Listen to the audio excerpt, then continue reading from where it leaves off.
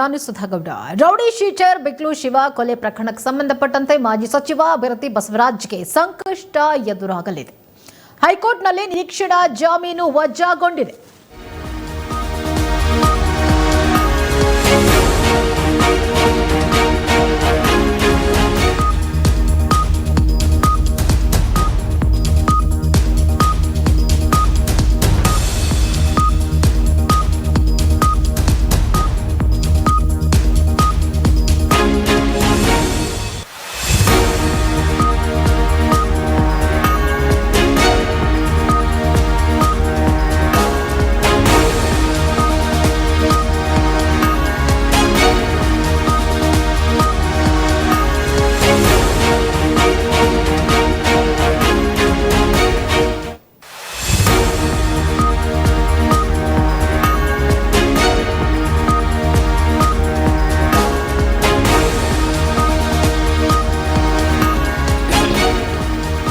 Rowdy sheeter ಬಿಕ್ಲು Shiva ಕೊಲೆ ಪ್ರಕರಣಕ್ಕೆ ಸಂಬಂಧಪಟ್ಟಂತೆ ಮಾಜಿ ಸಚಿವ ಭೈರತಿ ಬಸವರಾಜ್ಗೆ ಸಂಕಷ್ಟ ಎದುರಾಗಿದೆ. ಹೈಕೋರ್ಟ್ನಲ್ಲಿ ನಿರೀಕ್ಷಣಾ ಜಾಮೀನಿನ ಅರ್ಜಿ ವಜಾಗೊಂಡಿದೆ. ವಿಚಾರಣಾ ಕೋರ್ಟ್ನಲ್ಲೇ ಅರ್ಜಿ ಸಲ್ಲಿಕೆ ಮಾಡಿ ಅಂತ ಹೇಳಿ ಕೋರ್ಟ್ ಸೂಚನೆ ಕೊಟ್ಟಿದೆ. ಮಾಜಿ ಸಚಿವ ಭೈರತಿ ಬಸವರಾಜ್ಗೆ ಈಗ ಬಂಧನದ ಭೀತಿ ಎದುರಾಗಿರೋದ್ರಿಂದ ಎಸ್ಕೇಪ್ ಆಗಿದ್ದಾರೆ ಎನ್ನುವಂತ ಮಾಹಿತಿ ಕೂಡ ಇದೆ. ಯಾವುದೇ ಕ್ಷಣದಲ್ಲಾದರೂ ಭೈರತಿ ಬಸವರಾಜ್ ಅವರನ್ನ ಪೊಲೀಸರು ತಮ್ಮ ವಶಕ್ಕೆ ಪಡೆಯುವಂತ ಸಾಧ್ಯತೆಗಳಿದೆ. ಭೈರತಿ ಬಸವರಾಜ್ ಬಂಧನಕ್ಕೆ ಸಿಐಡಿ ತಯಾರಿಯನ್ನ ಕೂಡ ನಡೆಸಿದೆ. ಬಿಕ್ಲು ಶಿವ ಕೊಲೆ ಪ್ರಕರಣದಲ್ಲಿ 5ನೇ ಆರೋಪಿಯಾಗಿರುವಂತದ್ದು ಭೈರತಿ ಬಸವರಾಜ್ ಅವರು. ಇದೇ ವರ್ಷ ಜುಲೈನಲ್ಲಿ ಆತನನ್ನ ರೌಡಿ ಶೀಟರ್ಗಳು ಕೊಲೆ ಮಾಡಿದ್ರು. ಆ ಒಂದು ಪ್ರಕರಣಕ್ಕೆ ಸಂಬಂಧಪಟ್ಟಂತೆ ಆ ಕೊಲೆಯಲ್ಲಿ ಇವರ ಕೈವಾಡ ಕೂಡ ಇದೆ ಅನ್ನೋದು ಈಗ ಆಲ್ರೆಡಿ ಸಾಬೀತಾಗುವಂತಹ ಒಂದು ಸಂದರ್ಭದಲ್ಲಿದೆ. ಕಾರಣ ಅವರ ತಾಯಿ ಕಂಪ್ಲೇಂಟ್ ಕೊಟ್ಟಿದ್ರು. ಆ ಕಂಪ್ಲೇಂಟ್ನಲ್ಲಿ ಇವರ ಹೆಸರನ್ನ ಮೆನ್ಷನ್ ಮಾಡಿದ್ದಾರೆ. ಹೀಗಾಗಿ ಈ ಪ್ರಕರಣದಲ್ಲಿ ಭೈರತಿ ಬಸವರಾಜ್ ಅವರ ಹೆಸರು ಕೂಡ ಇದೆ. ಬಂಧನದ ಭೀತಿ, ಅಜ್ಞಾತ ಸ್ಥಳ ಸೇರಿದ್ರ ಭೈರತಿ ಬಸವರಾಜ್. ನಿರೀಕ್ಷಣಾ ಜಾಮೀನು ವಜಾ ಆಗ್ತಿದ್ದಂತೆ ಎಸ್ಕೇಪ್ ಆಗಿದ್ದಾರೆ. ಅಜ್ಞಾತ ಸ್ಥಳದಲ್ಲಿ ಇದ್ಕೊಂಡೇ ನಿರೀಕ್ಷಣಾ ಜಾಮೀನಿಗೆ ಪ್ರಯತ್ನ ಪಟ್ಟರು, ಬಟ್ ಅರ್ಜಿ ವಜಾ ಆಗಿದೆ. ಅಜ್ಞಾತ ಸ್ಥಳದಲ್ಲಿ ಈಗ ಶಾಸಕ ಭೈರತಿ ಬಸವರಾಜ್ ಅವಿತುಕೊಂಡಿದ್ದಾರೆ. ಅಧಿವೇಶನಕ್ಕೂ ಗೈರಾಗಿದ್ರು, ಮನೆಯಲ್ಲೆಲ್ಲೂ ಕೂಡ ಕಾಣಿಸ್ತಿಲ್ಲ, ಯಾರ ಕೈಗೂ ಸಿಗ್ತಾ ಇಲ್ಲ ಭೈರತಿ ಬಸವರಾಜ್. ಮಾಜಿ ಸಚಿವ ಭೈರತಿ ಬಸವರಾಜ್ಗಾಗಿ ಖಾಕಿ ಸರ್ಚ್ ನಡೆಸ್ತಾ ಇದೆ. ಯಾವುದೇ ಕ್ಷಣದಲ್ಲಿ ಮಾಜಿ ಸಚಿವ ಭೈರತಿ ಅರೆಸ್ಟ್ ಆಗಲಿದ್ದಾರೆ.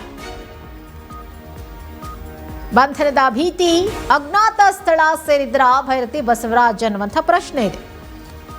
ಯಾವುದೇ ಕ್ಷಣದಲ್ಲಿ ಬೇಕಾದರೂ ಮಾಜಿ ಸಚಿವ ಭೈರತಿ ಅರೆಸ್ಟ್ ಆಗುವಂತಹ ಚಾನ್ಸಸ್ ಇದೆ. ಕಾರಣ ಕೊಲೆ ಪ್ರಕರಣಕ್ಕೆ ಸಂಬಂಧಪಟ್ಟಂತೆ ನಿರೀಕ್ಷಣಾ ಜಾಮೀನು ಅರ್ಜಿ ವಜಾ ಆಗಿದೆ.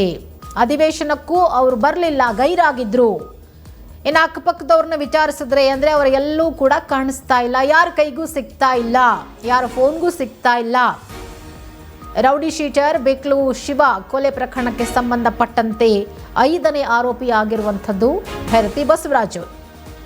ಹೀಗಾಗಿ ಸದ್ಯ ಎಸ್ಕೇಪ್ ಆಗಿದ್ದಾರೆ. ಎಲ್ಲಿದ್ದಾರೆ, ಏನು ಮಾಡ್ತಿದ್ದಾರೆ ಅನ್ನೋ ಕುರಿತಾಗಿ ಪೊಲೀಸ್ ಅಧಿಕಾರಿಗಳು ಈಗ ಅವರ ಬೆನ್ನು ಬಿದ್ದಿದ್ದಾರೆ.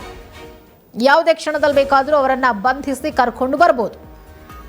ಹೀಗಾಗಿ ಸದ್ಯಕ್ಕೆ ವಿಚಾರಣಾ ಒಂದು ಕೋರ್ಟ್ ಏನಿದೆ, ನಿರೀಕ್ಷಣಾ ಜಾಮೀನು ವಜಾ ಆಗಿದೆ. ಆದರೆ ವಿಚಾರಣಾ ಕೋರ್ಟ್ನಲ್ಲೇ ಅರ್ಜಿಯನ್ನು ನೀವು ಸಲ್ಲಿಕೆ ಮಾಡಿ, ಅಂದರೆ ಜಾಮೀನಿಗೆ ವಿಚಾರಣೆ ನಡೀತಾ ಇರುವಂತಹ ಒಂದು ಕೋರ್ಟ್ನಲ್ಲೇ ಜಾಮೀನಿಗೆ ಅರ್ಜಿ ಸಲ್ಲಿಕೆ ಮಾಡಿ ಅಂತೇಳಿ ಹೈಕೋರ್ಟ್ನಿಂದಲೇ ನಿರೀಕ್ಷಣಾ ಜಾಮೀನು ಅರ್ಜಿ ವಜಾಗೊಂಡಿದೆ. ಈ ಬಗ್ಗೆ ಮತ್ತಷ್ಟು ಡೀಟೇಲ್ಸ್ ಕೊಡ್ತಾರೆ ನಮ್ಮ ರಿಪೋರ್ಟರ್ ಜೋಯಲ್, ದೂರವಾಣಿ ಸಂಪರ್ಕದಲ್ಲಿದ್ದಾರೆ. ಜೋಯಲ್, ಭೈರತಿ ಬಸವರಾಜ್ ಸದ್ಯಕ್ಕೆ ಎಲ್ಲಿದ್ದಾರೆ ಅಂತ ಮಾಹಿತಿ ಏನಾದರೂ ಇದೆಯಾ? ಈ ಒಂದು ಪ್ರಕರಣಕ್ಕೆ ಸಂಬಂಧಪಟ್ಟಂತೆ ಸದ್ಯದ ಅಪ್ಡೇಟ್ಸ್ ಏನು? ಸುಧಾ, ರೌಡಿ ಶೀಟರ್ ಬಿಕ್ಲ ಶಿವನ ಹತ್ಯೆ ಕೇಸ್ನಲ್ಲಿ ಮಾಜಿ ಸಚಿವ ಭೈರತಿ ಬಸವರಾಜ್ಗೆ ಸಂಕಷ್ಟ ಎದುರಾಗಿರುವಂತದ್ದು. ನಿರೀಕ್ಷಣಾ ಜಾಮೀನು ಕೋರಿ ಮಾಜಿ ಸಚಿವ ಸಲ್ಲಿಸಿದಂತಹ ಅರ್ಜಿಯನ್ನ ಹೈಕೋರ್ಟ್ ವಜಾ ಮಾಡಿದೆ. ಆದ್ರೆ ಇದರ ಬೆನ್ನಲ್ಲೇ ಇದೀಗ ಭೈರತಿ ಬಸವರಾಜ್ಗೆ ಬಂಧನ ಎದುರಾಗಿರುವಂತದ್ದು. ಅದೇ ನಿಟ್ಟಿನಲ್ಲಿ ಈಗ ಭೈರತಿ ಬಸವರಾಜ್ ಅಜ್ಞಾತ ಸ್ಥಳಕ್ಕೆ ತೆರಳಿದ್ದಾರೆ ಅನ್ನಲಾಗ್ತಾ ಇದೆ. ಸದ್ಯ ಅವರ ನಿವಾಸದಲ್ಲೂ ಕೂಡ ಭೈರತಿ ಬಸವರಾಜ್ ಇಲ್ಲ. ಆ ನಿಟ್ಟಿನಲ್ಲಿ ಬಂಧನ ಭೀತಿಯಿಂದ ಎಲ್ಲಾದ್ರೂ ತಲೆಮರೆಸ್ಕೊಂಡ್ರ ಅನ್ನುವಂತ ವಿಚಾರ. ಏನು ಭೈರತಿ ಬಸವರಾಜ್ ಈ ಒಂದು ಪ್ರಕರಣದಲ್ಲಿ ತಗಲಾಕೊಂಡಿದ್ರು. ಅವರು A5 ಆಗಿದ್ರು. ಅದೇ ನಿಟ್ಟಿನಲ್ಲಿ ನೋಡಕ್ ಹೋದ್ರೆ ಇನ್ನು ಬೆಳಗಾವಿಯಲ್ಲಿ ನಡೆದಂತ ಈಗ ನಿನ್ನೆ ಅಷ್ಟೇ ಮುಗಿದಂತಹ ಅಧಿವೇಶನದ ಸಂದರ್ಭದಲ್ಲೂ ಕೂಡ ಅವರು ಕಾಣಿಸ್ತಿಲ್ಲ.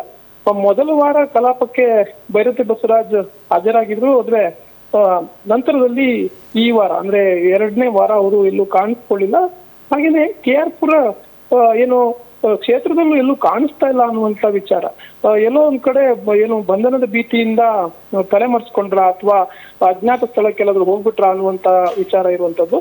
ಸದ್ಯ ಏನು ಬಿಕ್ಲು ಶಿವ ಕೊಲೆ ಕೇಸ್ನಲ್ಲಿ ಒಳಸಂಚು ನಡೆಸಿರುವ ಆರೋಪವನ್ನ ಎದುರಿಸ್ತಾ ಇರುವಂತ ಭೈರತಿ ಬಸವರಾಜ್ ಮೊದಲು ಪೊಲೀಸರ ವಿಚಾರಣೆ ವೇಳೆ ಸುಳ್ಳು ಮಾಹಿತಿ ನೀಡಿರೋದು ಪತ್ತೆಯಾಗಿತ್ತು.